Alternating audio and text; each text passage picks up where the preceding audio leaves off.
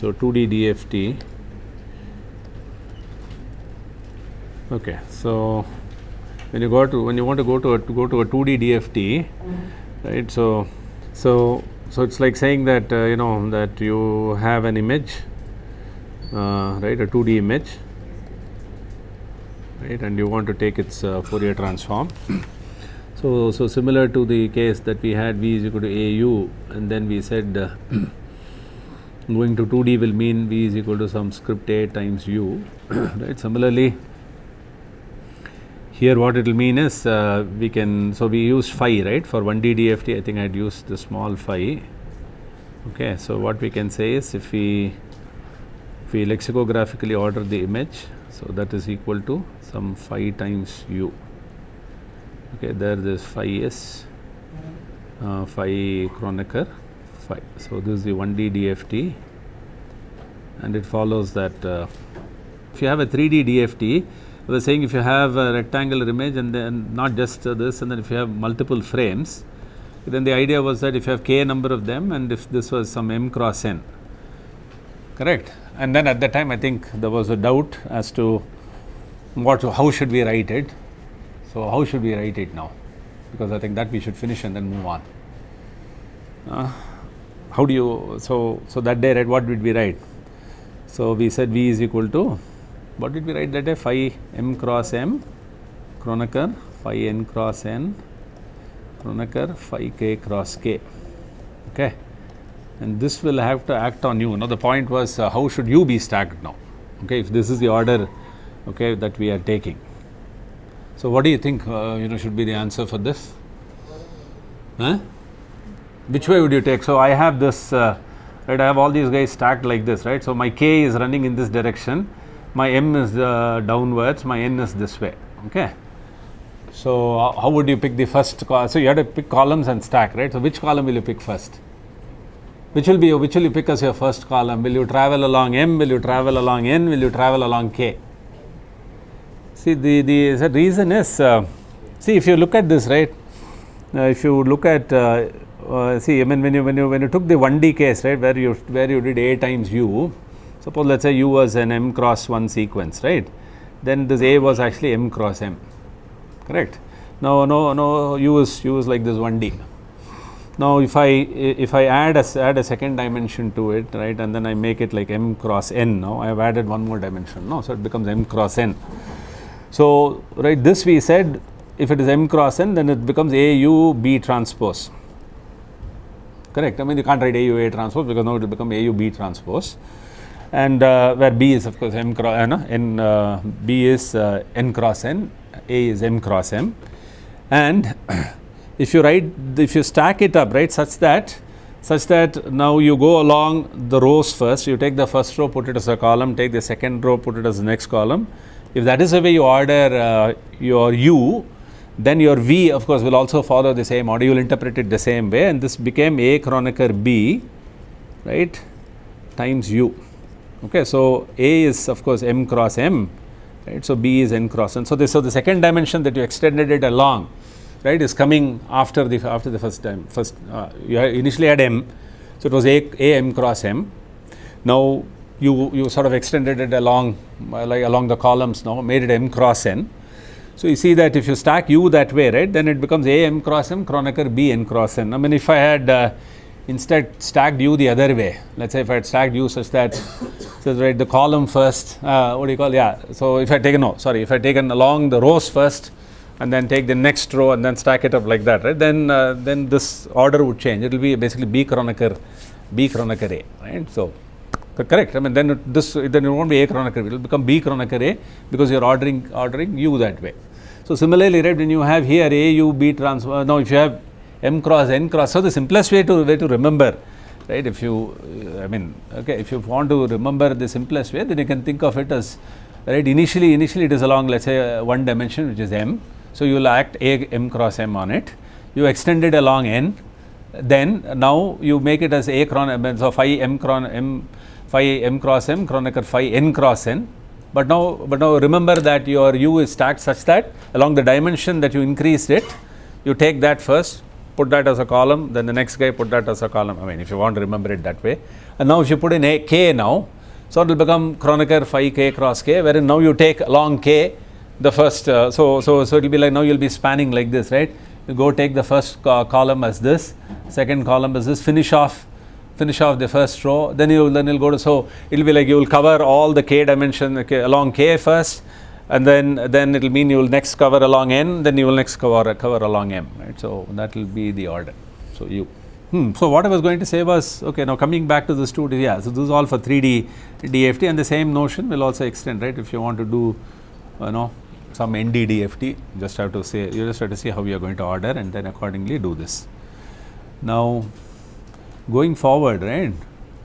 I think, if I use this page, then there's a problem, so I'll have to use the next page. So going forward, so what we are saying is, if you now have an image, right, I'll assume square images. That rectangle I just brought in, because if you had a video, right, then the dimensions all need not match.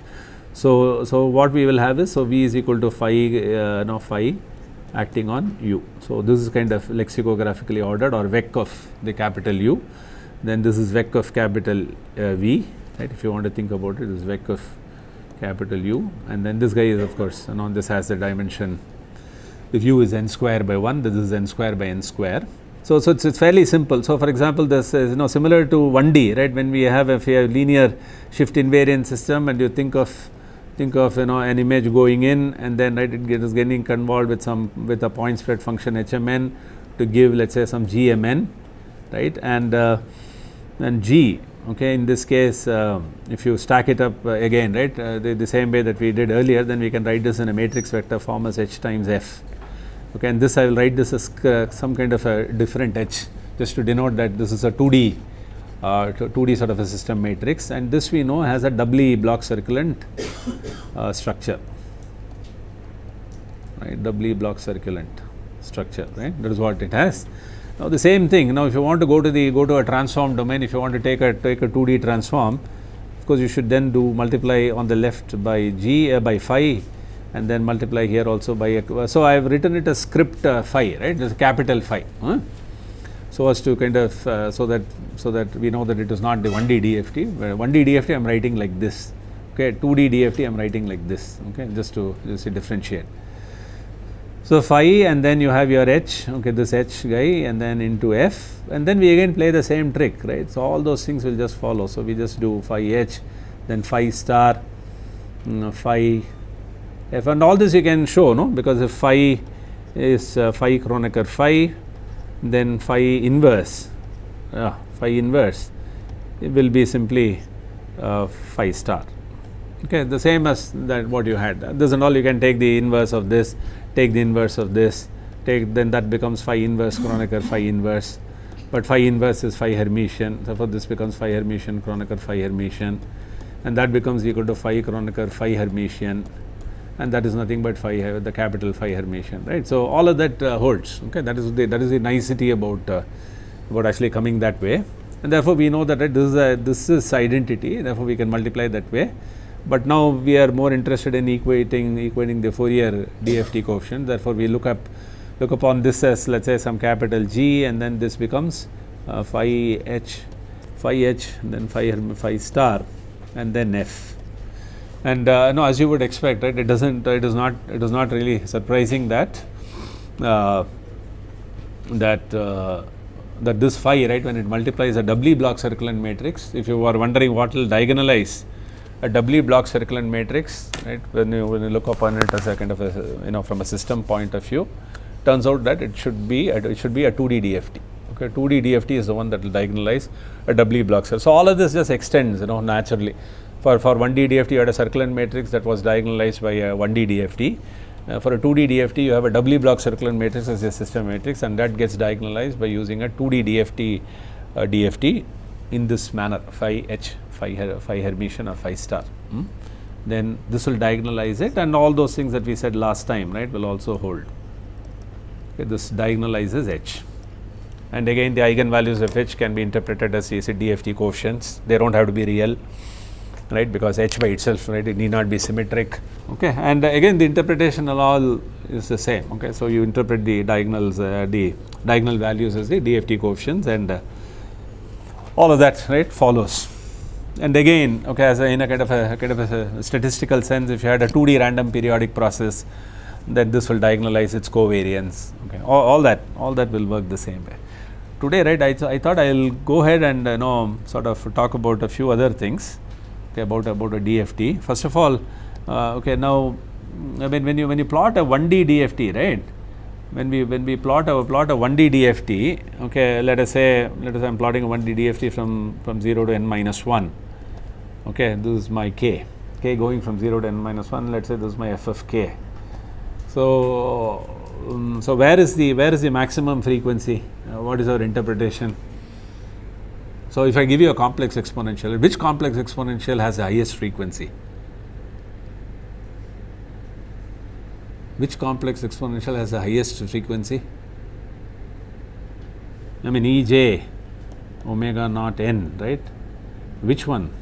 For what value of omega naught do you get the maximum oscillation? Pi, no? Omega naught equal to pi, right? Look at it, no? Ej pi n. So n equal to 0, it's 1. N equal to 1, it's minus 1. N equal to 2, 1. So it's kind of, right? That's the fastest that things can oscillate, right? 1 minus 1, 1 minus 1. Rest of it will be a slower variation, right? So we sort of interpret n by 2, right, as where the, right, I mean that's how when you plot, no, you look upon this as around this are your high frequencies, and then as you go towards 0 you have lower frequencies, you go towards n minus 1 you are hitting the lower frequencies, right? That is the way we interpret. Now if you use the same interpretation, I think this is how MATLAB also does it, right? So if you just directly take it as an array, okay, if you take an f of m comma n as your image, right, and suppose you compute a 2D DFT of that, and then if our interpretation is 0 to n minus 1 and 0 to n minus 1, if that is our interpretation, then what will happen is, if you plot the spectrum, right, similar again, okay, now if you talk about a Fourier spectrum in time domain, okay, I have a signal that is varying with time, therefore when I compute the Fourier transform, right, it tells me how the signal is varying with time, correct? So I get a sense for how quickly it is varying. But in 2D, okay, when you plot the intensities and when you plot a Fourier transform, then you can again ask for the magnitude spectrum, you can ask for the phase spectrum. Similar to 1D, right? So in 1D, what do we say when you have a magnitude spectrum? It simply says if you have a complex exponential, it says what should be the strength of that complex exponential, and then of course you also know by what phase, right? It should be shifted with respect to the other complex exponentials. So that when you superpose all of them, you will get back your original signal, right? Same way here, you have kind of a 2D complex exponential, and then you will have phases for each one of them, and then you have to kind of align all of them properly. Align in the sense that each should have its corresponding phase shift, and then you add all of them up, then you should be able to get back your original signal. But then here the interpretation of the frequency is, what is the variation along the x coordinate and what is the variation along y coordinate. So if you have this leading to a Fourier transform like f of k comma l, then along k, right, you would interpret the variation along x. So right, I mean, so how does the signal vary along its x coordinate, how does the signal vary along its y coordinate. So k comma l, it will be like the intensity variation on that grid, because there is no longer a notion of time, right? We have only a spatial grid on which the intensity is varying. So if you have everything constant, then it means that it has only a DC component. If you have things varying, right, then we understand that now there is a variation along maybe x and y both directions, and then right, this components and all that you plot will tell you what is the component k component, what is the l component, and so on. And similarly, you can have a phase spectrum. So typically this, of course, this is a complex number, right? So we can write this as magnitude fkl into Ej phi, let's say angle of fkl, and that is the phase. So when we plot this, we call this as the magnitude. All of this is similar to what happens in 1D, and then this is the phase spectrum, right, for any signal, for an image, right? But the only problem is if you plot like this, right, then what happens is at the center, right, you will see all the high frequencies, right, because that is how you will interpret, because this is also complex, it's separable, that all of that, so whatever interpretation you had for 1D, the same interpretation will hold. Therefore, what will happen is if you plot some frequency, if I give you an image and if I ask you to plot the spectrum, right, what will happen is you may actually see something like that. Okay, you won't see anything in the middle, because very unlikely that you will have well, if you still had, but then you won't be able to interpret it properly. This is called really a non-centered spectrum. Okay, this is also correct, but then only thing is, I mean, a visualization is tough. right? Because it's like saying that the lowest frequencies are here and they are kind of extending this way, right, towards the center. Whereas what we like to see is something at the center being the high, being a low frequency, and then right, as we go away, how does it die down? That is what we are kind of more accustomed to seeing, right? So therefore, what one does is one kind of swaps these quadrants. So what we do is, so instead of this, we would rather plot what is called a centered spectrum, right, where you simply fold these guys such that you get something like a centered spectrum where right, I mean, you might actually interpret this as your lowest frequency 0, 0, and then the right things kind of fall off, right? Now normally, okay, you expect as your frequencies go up, you expect the magnitude spectrum to kind of say die off. What will it mean? Actually, you know what, a dominant between phase and magnitude, even in 1D it's true. In 2D it's much more apparent, right? See, suppose I gave you two sinusoids. Okay, suppose let's say you had to add them up to let's say reconstruct another signal. Now when you add the two sinusoids, suppose I go wrong in terms of the amplitude of one. Okay, instead of multiplying it by alpha, I do some let's say 1.5 alpha or something. Somewhere I go wrong in the amplitude. Okay, then of course you will get a signal that is not really what you want. There will be a difference.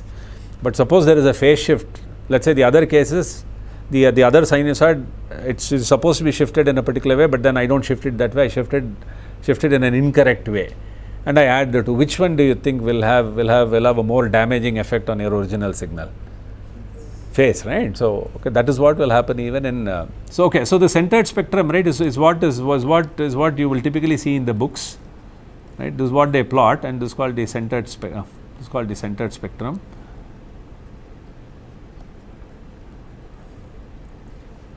So now these are your high frequencies, right? This is like a 0, 0. So that's your lowest frequency. That's like a DC value, and so on. Okay, so a centered spectrum is much more easy to kind of visualize. Let me show you. So if you see, right. So look at this. Okay, this is a variation, right? Only along. See, if you look at these three images. Okay, so if you see along x, right, it doesn't have any kind of variation. It's a sinusoidal variation along y. It's actually a sinusoidal variation along y, except that from 1 to 2 to 3, right, you see that the frequency is increasing. So if you notice, f is pi by 6, and then it becomes pi by 4, and it becomes pi by 2, and therefore, right, if you compute a DFT, because the variation is only along one direction, right, so it will fall exactly on your L axis, right, you get your components. And of course, they will go further apart because your frequency is going up. Okay, so this is how you will kind of visualize it. No, the K, L is down. K, L is down. Its spectrum is down. The image is on the top. Okay, then there is the next one. So if you look at something like a building like this, right? Look at what kind of a magnitude spectrum, right, do you get? So you see the one there, magnitude. Yeah, it looks like something, but then it's hard to. You can't interpret what might be the original image and so on. The phase looks great, right? So that is how it is. But then you may think that like that at least looks more organized, in the sense that whereas the face looks like it's but actually in reality it's the face that you would expect. Like just now I told you an example.